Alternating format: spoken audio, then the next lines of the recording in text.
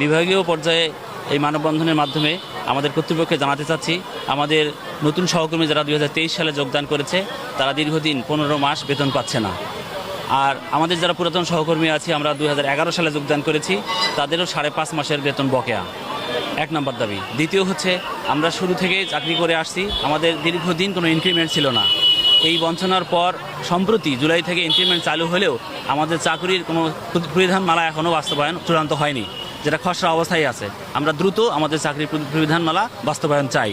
3 নম্বর হচ্ছে, আমাদের 14 বছর চাকরি করার পর যেখানে আমরা 14তম গ্রেডে যোগদান করেছিলাম, ম্যাক্সিমাম সহকর্মী আমাদের পোস্ট গ্রাজুয়েট করা, কিন্তু 14 বছর পরে আজকে গ্রেড উন্নত না হয়ে আমাদের 14তম গ্রেড থেকে 16তম গ্রেডে অবনমন করা হয়েছে, যেটা অত্যন্ত লজ্জার এবং ন্যাক্কারজনক, দুঃখজনক। আমরা যেখানে ধারাবাহিকভাবে নির্ধারিত সময়ের পর যে পদোন্নতি হওয়ার কথা, সেই অনুযায়ী 12তম গ্রেড প্রত্যাশা বা দাবি করি। 4 নম্বর হচ্ছে, আমাদের যে ন্যায্য সুযোগ সুবিধা, একজন সরকারের গণপ্রজাতন্ত্রী বাংলাদেশ সরকারের নিয়ম অনুযায়ী সরকারের চাকরিজীবী বা কর্মজীবী যে রকম সুযোগ সুবিধা পেয়ে থাকেন, আমাদের সেই ন্যায্য সুযোগ সুবিধা এবং পাওনাগুলো দ্রুত আমরা সরকারের কাছে আহ্বান করছি।